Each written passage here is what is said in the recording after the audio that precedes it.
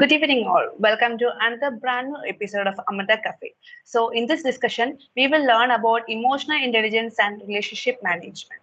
So, for this discussion, we are having Mr. Chandrachoodeshwaran, who is the freelance trainer, emotional intelligence specialist, and counselor, who will put some light on emotional intelligence and relationship management. So this session will highlight how to address someone's emotion and what are the type of empathy and communication. So I welcome Chandrachoodeshwaran sir today. Thank you very much. Very good evening, one and all present here. I thank Amrita Engineering College for giving me such a wonderful opportunity to present about emotional intelligence and relationship management. Emotional intelligence is one of the important 21st century skills. It is rated as the top sixth skill in 2022. We human beings should know and learn about emotional intelligence. Let me share something which is related to relationship management. Emotional intelligence is a very broad school of thought. It's a modern psychology. Let us have a discussion on relationship management. Before getting into the session, wherever you are sitting, please sit straight, close your eyes, and concentrate on my voice, only on my voice. All other noises you hear will help you to concentrate more and more on my voice. I'll be playing the music. Please concentrate on my voice and relax. Wherever you are sitting, sit straight, close your eyes, concentrate on my voice. Concentrate only on my voice. All other noises you hear will help you to concentrate more and more on my voice.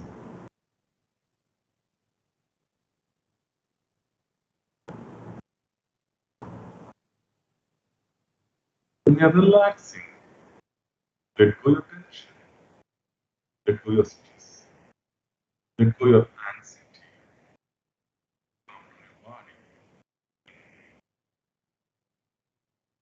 let go your limiting beliefs, let go all the past memories, which is not letting you go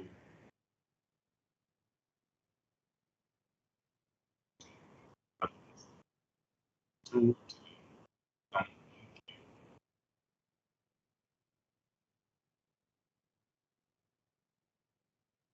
Calm the body, calm the relax, let go your anxiety, let go your stress, let go your tiredness, interpret your body, mind, concentrate more session, body to relax. You're relaxing calm your body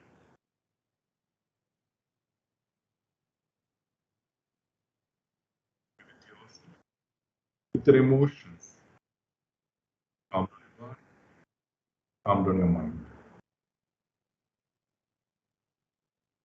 Thank you. Slowly open your eyes. Let us see what is emotional intelligence. It is also known as emotional quotient or EQ. The difference between emotional intelligence and emotional quotient is when you have knowledge about your emotions, that becomes your emotional intelligence.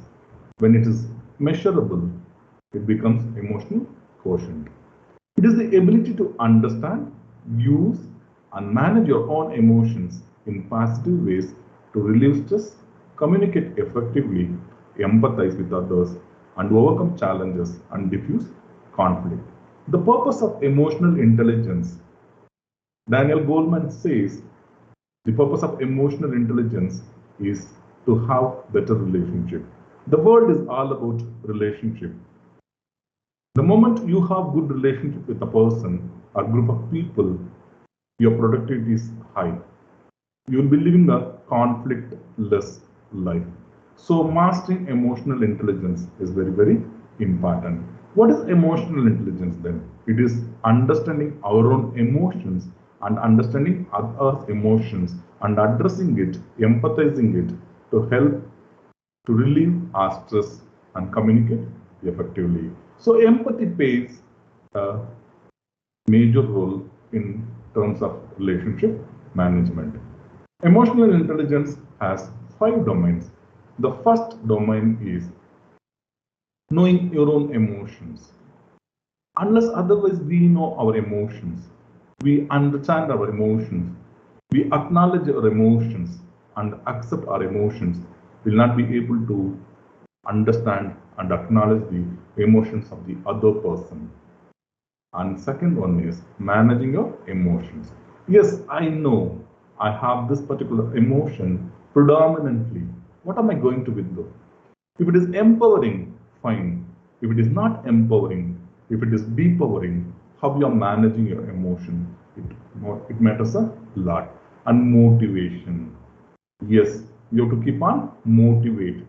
Okay, what is emotion? Energy in motion. We have to make our positive energy to flow, and to flow. So we need motivation to flow that energy. Then recognizing and understanding others people's emotions. So you should know how to recognize and understand others' emotions and have a better relationship and managing the relationship. If you want to manage your relationship better, you should know, you should understand your emotions and manage it effectively. I want to quote two examples. There was a study how come Dhirubhai Ambani has become one of the multimillionaires of India. He was not so well educated, he was not technically so strong because of his relationship management skill.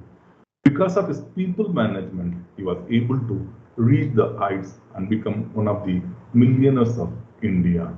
Then Miss Indra Nooyi. She was born and brought up in a city called Mysore in India.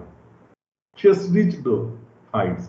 She has become the chairperson of PepsiCo, one of the MNCs, one of the leading MNCs in the world.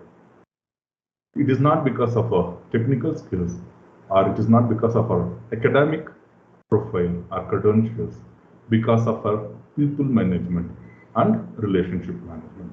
Yes, my dear friends, I want to reinstate, if you want to master your emotions, it will help you to manage your relationship better. The word is all about relationship, love, empathy, caring, and concern for other, and concern for the self. So, if you understand and master emotional intelligence, it will help you to understand others' emotion and your emotion well. Let us see how to do it. First, you should understand in most of the times whether you are responding or reacting to the situation. Yes, the basis of psychology, the basic theory of psychology is your stimulus decides my response. Yes, my dear friends, whether you are responding or reacting, that matters a lot. If you want to understand this, you should understand how a human brain works. This is called triune brain theory. What is triune brain? Triune brain is nothing but it has 3 layers of brain. Let us see how it works. There are 3 parts or lobes in our brain. The first one is called reptilian brain.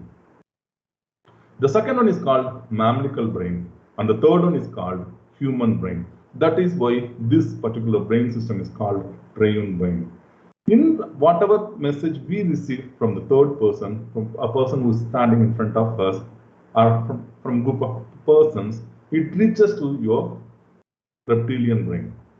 The moment when it is reaches to the reptilian brain, the reptilian brain only knows how to behave aggressively. This is where the mechanism called fight or flight is situated. Then the signal slowly, gradually reaches to mammalical brain.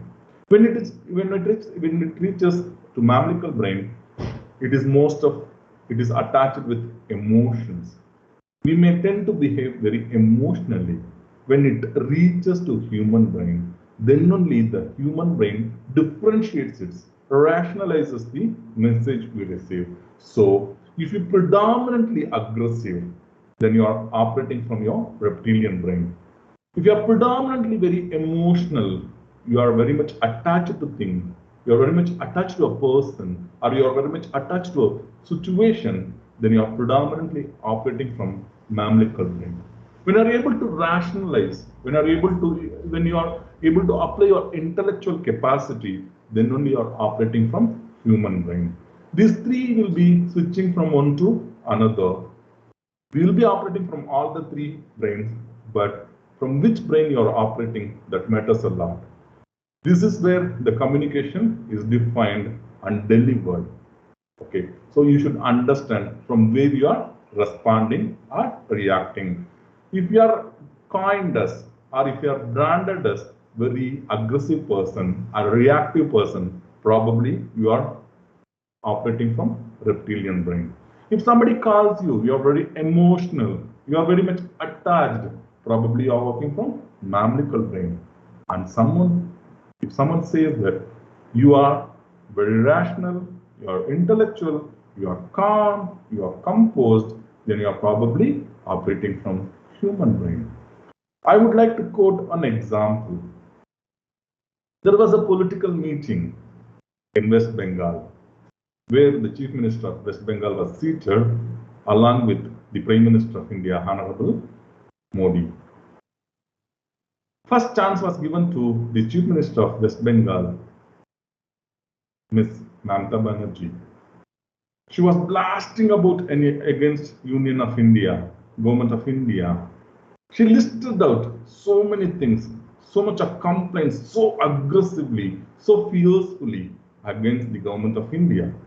She was telling West Bengal was deprived, was neglected for the past 40 to 50 years in the history of India. He was blasted out, he was jumping, he was countering like anything. When her turn was over, she was seated in her seat. Prime Minister of India stood up and stood in front of the mic, and he was very composed. He was very calm. He politely said, to tell all these things, you need Prime Minister Modi.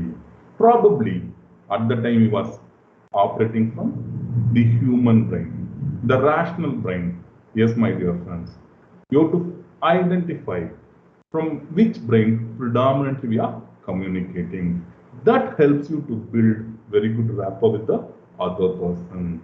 If you are aggressive or if you are very emotional, maybe our relationship with the other person may not be that good. When you are very assertive, when you are calm, when you are cool, you are sharing your good relationship with others.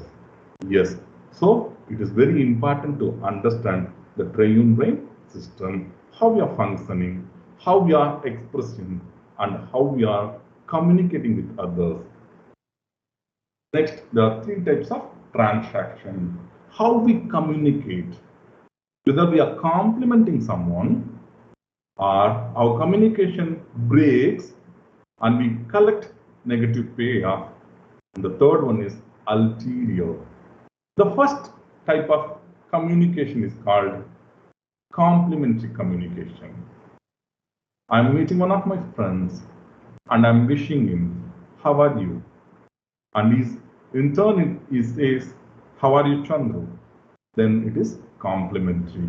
In very simpler terms, in complimentary communication, none of the receiver or transmitter collects the negative payoff at the end of communication. In crashed communication, one of the communicator or the receiver collects the negative payoff. Say for example, I'm meeting one of my friends in front of a temple. I'm asking, hi Kumar, have you come to worship? If he says, no, I've come for movie, I've come for time pass, then that is crossed communication. And the third one is ulterior communication. We have something in our mind and we convey it in a different way. As human beings, culturally, we may not know how to express it genuinely.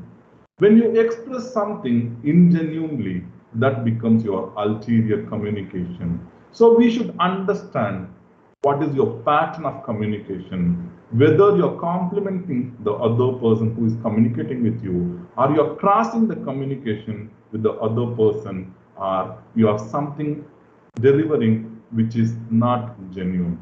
These three will help you to understand your pattern of communication. What is pattern of communication? It is my style, it is my permanent style. Then you have to address it. So when you are in complimentary, preferably, probably you are communicating from your human brain. When you are addressing from your mammalical brain, maybe your communication is from crashed transaction. You may crash the transaction. One of the communicator or the receiver will pay negative payoff, and we ingenuinely express something which not to be expressed as it is. Then we are from ulterior communication. Okay, racket feelings. What is racket feelings? The hidden feelings. The hidden feelings, ulterior. I don't know how to express. Yes, I would like to eat. I want to say something very aggressively, but I am telling it in a very different way. How it is generated? It is generated because of your ulterior racket feeling. Okay, racket feeling only motivates you, helps you to be ulterior communicator. What is racket feeling? All ingenuine feelings. For example, I don't like one of my friends. I can say very politely, hey Kumar, I don't like you. But instead of telling it genuinely, I'll be very harsh towards him. I'll not be turning towards him. I'll be hating him in a different way. These are all racket feelings. Okay, yes, my dear friends, you should understand what are your racket feelings. Are you communicating ulterior? Then you and the receiver both will receive that negative payoff at the end of transaction or communication. When you understand your communication style, it helps you to understand your relationship, and it helps you to make your relationship better.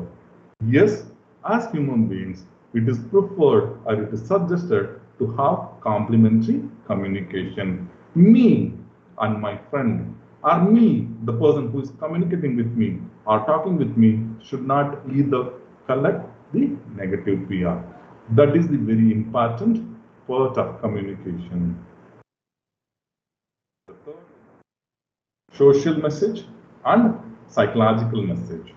We convey something, but it is understood in a different way by the opposite person, the person who is standing in front of you. Okay, your message, what you are conveying is social message, how you are conveying is psychological message. When the other person understands, picks up your psychological message, the greatest gift of human beings is intuition. We collect everything intuitively, and we are able to interpret, and we are able to connect it. So when you are conveying something, you convey, what you convey is social message, how you convey is psychological message. Okay, here where the opposite person or people will identify your type of communication, whether it is ulterior or genuine. So be cautious. This is what psychology says, congruence. What is congruence? My body and my tongue should speak the same language. Then only it is properly communicated. Yes, my dear friends, what you say is not important. How you say is very, very important. Let your message convey the warmth, the love, the care to the other person. Always use your words to empower other person. Let your words make the person, never, never break the person. So when you are understanding how you are congruent, when you are communicating your message, your relationship is healthier. Your rapport with the other person is very stronger. So please try to understand how you are conveying, and what you are conveying is well connected, or it is traveling it in a different way. The third one is respond. How we respond, that matters. As I said earlier, your stimulus decides my response. Okay, so response. There are two types of responses. One is called shift response. The other one is called support response. What is the difference, my dear friends? Shift response. For example, one of my students, one of my clients, my spouse, my friend, or someone is coming and telling me, "Hey Chandru, I have severe headache." Immediately, I may tend to tell, "Yes, since morning I've been working. My even I have severe headache." So we are not empathizing the person. We are not understanding the feeling part of the person. So this is called shift response. What is shift response?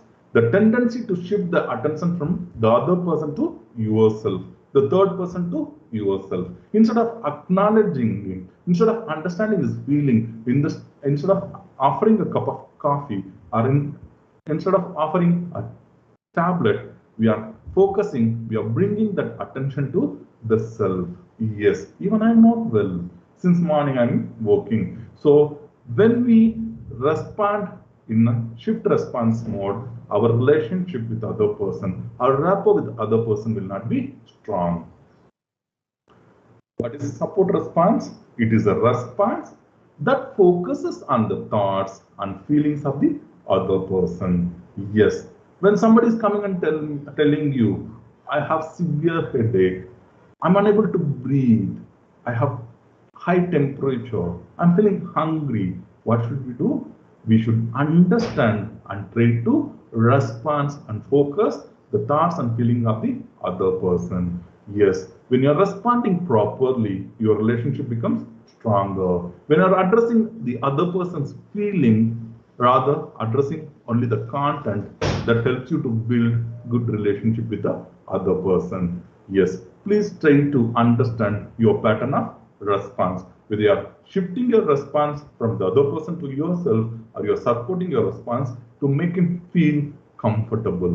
Yes, as teachers, as parents, as supporting professionals, as psychologists, as trainers, we should respond from support response mode. So when you are responding from support response mode, you are addressing the thoughts and feelings of the other person. So your response also very, very important. How you communicate is very important. Whether you are reacting or responding is very, very important. And how you are responding is also important. In that response, what kind of response is yours predominantly delivering, that matters a lot. Okay, suppose if your response is predominantly shift response mode, please gradually bring it to support response. This is where most of the relationship is broken. Why?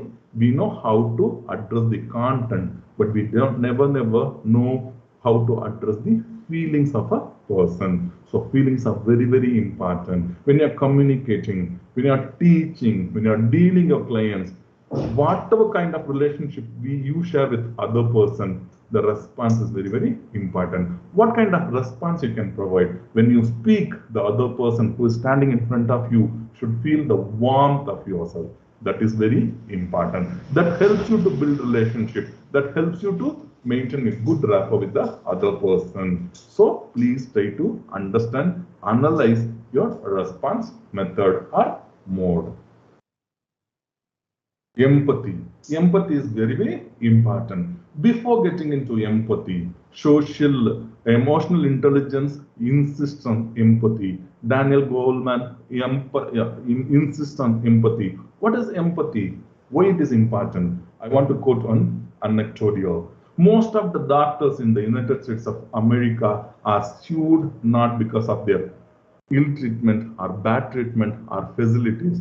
Most of the doctors in the United States are sued because when the patient goes there, they are not considering their presence. They are not acknowledge their presence. They don't have the eye contact with the patients. So most of the doctors are sued in United States of America because not because of the treatment they offer, because of the approach they offer to the patients. So we should understand the importance of empathy. There are three types of empathy.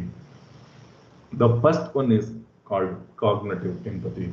What is cognitive empathy? Simply knowing how the other person feels or what they might be thinking, sometimes called perspective taking. Yes, he has pain, he has headache. That becomes your cognitive empathy. What is emotional? When you feel physically along with the other person as though their emotions were contagious, you become the person, the other person, then you are showing your emotional empathy. Just you are understanding the context or perspective or the content of other person, that becomes cognitive empathy. What is compassionate? With this kind of empathy, we not only understand a person's predicament and feel with them, but also spontaneously move to help if needed. So, what kind of empathy you offer to other person matters a lot in the relationship. Okay, whether you are understanding cognitive, when you are emotional, or when you are compassionate. So, compassionate empathy is very, very important. Why most of the communication collects negative payoff? Why most of the relationship is broken? Why most of the communication is failed? One thing, we prepare to an unprepared mind and we don't empathize properly. Sometimes we may empathize only the content. Okay, most of the times we may fail to empathize and recognize the other person's feelings and thoughts and emotions. Okay, when you are compassionate with the other person, when you understand other person's need, other person's expectations, other person's emotions, your relationship is very, very strong. So please try to understand what type of empathy you are having, what type of empathy you are showing to others, what type of empathy you are showing to yourself. That is very, very important.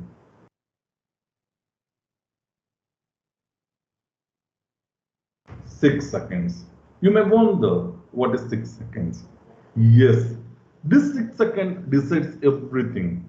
This 6 second may destroy a kingdom. This 6 seconds may destroy the entire world. The 6 seconds may destroy your relationship with other person. It may spoil everything. What is that 6 seconds? 6 seconds is very much connected with your emotional hijack. What is emotional hijacking? Emotional hijacking refers to a situation in which the amygdala, the part of the brain that serves as your emotional processor, hijacks or bypasses your normal reasoning process. The purpose of our brain, the purpose of our survival is not to think, not to rationalize, only for survival. When the moment we can't survive, when there is threat to your brain, then when is there the threat to your emotions, immediately hijacking is happening. What is hijacking? Hijacking is nothing but bypassing our normal reasoning process. I may become very aggressive, I may become very, very violent.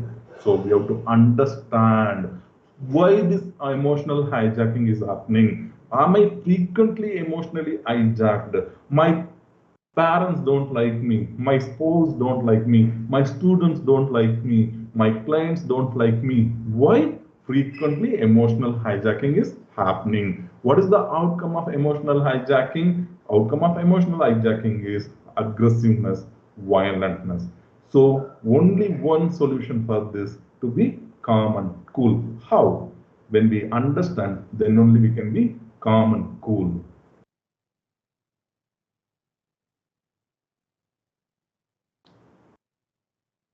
We have to listen to our body as well as our mind. A key step in learning to recognize your triggers involves paying attention when situations generate a strong emotional response. Yes, my dear friends, if you want to handle your emotions, if you want to handle your emotional hijacking, if you want to rescue yourself from your emotional hijacking, we should understand the triggers. What kind of triggers? What are triggers? A person's voice, a person's face, a place, a sound, whatever may be. It may trigger you. It may emotionally threaten you. you may become very aggressive. The moment your emotions are hijacked, when you are changing from your normalcy to abnormalcy, that becomes your emotional hijacking. So to understand this, how you have to note down your emotions as well as bodily changes. This is called emotional hijacking. The moment when we receive a message, it is travel to amygdala.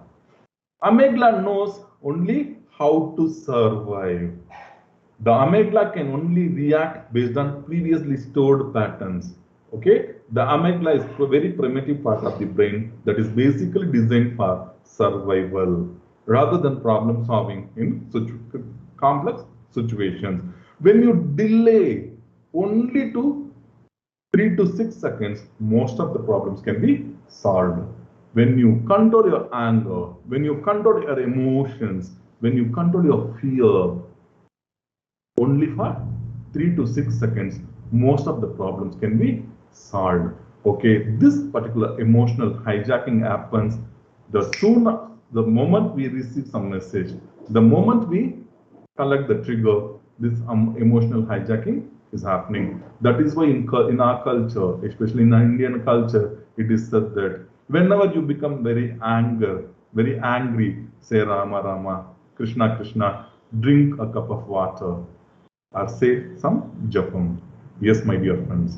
If you want to control your emotions, if you want to manage your emotions well, if you want to delay your anger, if you want to delay your reaction, even sometimes when you want to delay your response, you can practice this technique. This will help you to understand how to control your emotions, how to regulate your emotions, how to acknowledge other person's feeling and emotions, rather understanding and addressing only the content of the person's communication. What is 6-second rule in emotional intelligence? Waiting 6 seconds will give your rational brain a chance to process the sensory information. Yes, the signal is processed. The signal is nothing but the message we receive from the person. It reaches the reptilian brain, then it reaches mammalical brain, then it reaches the human brain. This particular process takes not even 6 seconds. When you delay or when you try to regulate your anger for 6 seconds, your rational brain is well prepared to respond. During those 6 seconds, direct your thought process to think what you want from this situation and for yourself. Recently, I read an article which was written by a famous American psychologist. He connected this 6 seconds rule in a very different way. What our Indian culture says, whenever you get anger, you say Rama Rama, Krishna Krishna. Instead of saying so, he connected well with a very simple term. Say 1 Mississippi, 2 Mississippi, 3 Mississippi, 4 Mississippi, 5 Mississippi. Your 6 seconds is delayed. So emotional hijacking is not happening. Because of the emotional hijacking not happening, you are rescued from the situation. Whenever you try to react rather responding, you can go for this option. So when you're controlling or regulating for 6 seconds, most of your problems can be solved or can be prevented before it occurs. So this is the importance of 6-second rule. Yes, my dear friends, when you give, you will get. When you give, you will get. What you give, that you will get. Give your care, give your warmth to the other person as a teacher, as a counselor, as a doctor, as a human being. Okay? Open your heart. Open your heart with supportive people and friends. You take part in simple acts of mutual affection. Survey your emotional landscape. Understand your emotions. Understand the emotions of other person. Understand the emotions of the people around you. Listening with an open heart, you strive to understand emotions and their reasons. Okay, listen openly and listen with your open heart. Yes, my dear friends. take responsibility. You admit that minor or major mistakes you have hurt people in your life. You apologize and make amends. Make changes in your communication, make changes in your relationship pattern, make changes in your response mode, make changes in your communication, make changes in your response and react and all other approaches. Your life will be very beautiful. For that purpose, you should open your heart. Yes, love. Only love can change the people you meet. The whatever you do, only love can change. Skills can be learned and attitudes can be adapted, which is why emotional intelligence is changeable and developable. Yes, my dear friends, skills can be learned, attitudes can be adapted. Emotional intelligence is changeable and developable. Anybody can change your emotional intelligence and it can be developed as it is needed. Yes, I want to reinstate, yes, my dear friends, emotional intelligence is one of the important skills during 21st century during 21st century. So please develop your emotional intelligence.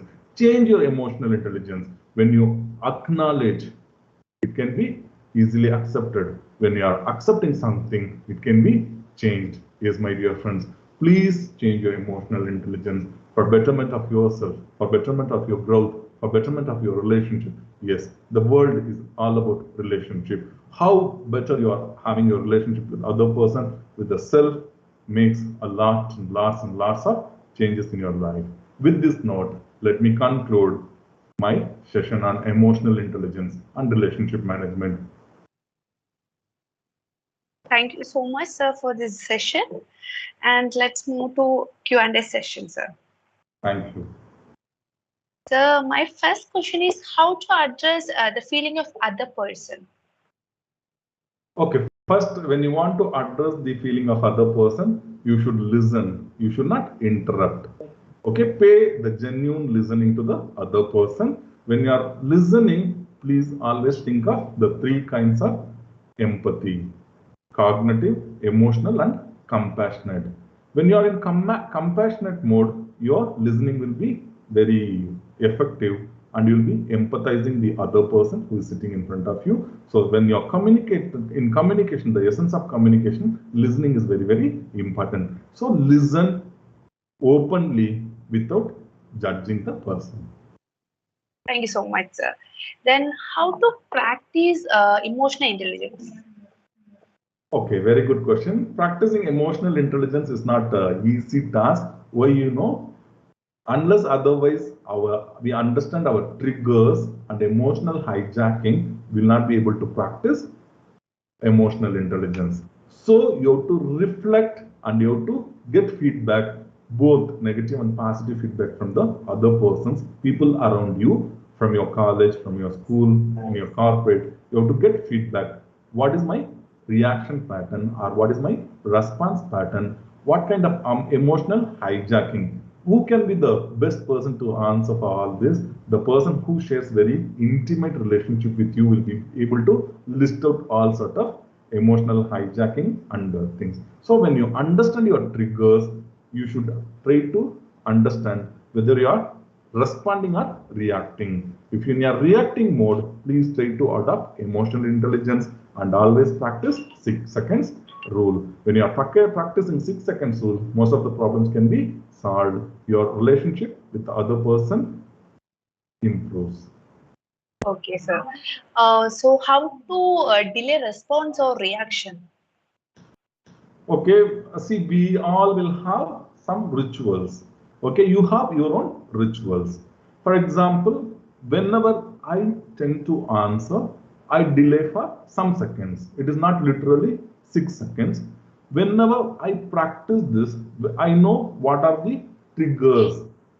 Okay, what are the triggers? It hijacks my emotions. So I studied, I prepared a list of triggers and I tried to avoid to going that point.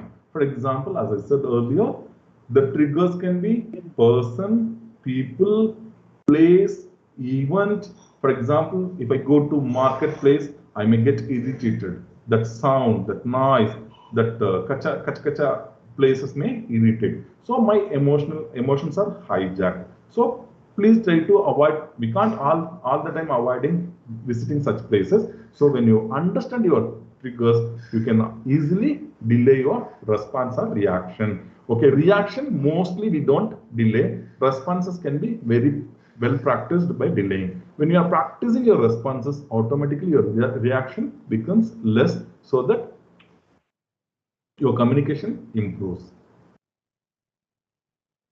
So how best to manage the triggers? Yes. Okay, if you want to manage the triggers, say for example, every morning 6 o'clock, I start my journey. I reach my college or school or my workplace. I've been collecting so much of negative payoffs. At 6 o'clock, I'm returning my home. My spouse triggers me. Okay, I have to I have accumulated so much of triggers already. Now this particular trigger may provoke me to react or respond. So when you are there, we should understand, men's mind works when it is calm. Women's mind works when it is blasted, when it is bursted out. Okay, women tend to speak more and more when they are stressed. Men used to be very calm when they are stressed. So such triggers should be identified and noted. So when you identify such triggers, you should avoid the trigger itself or the person or the event. This is the only way to avoid the triggers. I know if Okay, I sir. go there, I may get irritated. I may fight with the person. So avoid. So can you please point out some best examples for this emotional intelligence? Yes, as I quoted, for example, Prime Minister Modi, you may like, you may not like as a person, but is the best example for assertive communication, as I quoted earlier. Even the former Chief Minister of Tamil Nadu, Mr. Karunanidhi, used to be very assertive person. When assertiveness comes, the assertiveness comes when your mind is very calm and composed. Okay, to be calm and cool, you should be emotionally intelligent, or you should be emotionally balanced person. So these examples we have to study. Okay, most of the Swamijis, we can take examples of them. Okay, some famous personalities like Indra Nooyi, Dhirubhai Ambani, many other personalities, they are very assertive, calm and cool. They never tend to react to situation or person. They are always assert. So these are all the examples we can take, and we can also practice emotional intelligence. Okay, sir. So what's the result of emotional intelligence in relationship management? For example, when I understand the importance of emotional intelligence and relationship management, my communication pattern has improved. Okay, the empathy part with the other person is improved. I'm addressing the feelings. Okay, first thing what I've learned is support and shift response. I tend to be I tend to address their responses from shift response. For example, when you say I have severe headache, even I used to say, oh, even I have severe headache. I worked for the past 8 years. Now I don't do. I'm a professional counselor, professionally trained counselor too.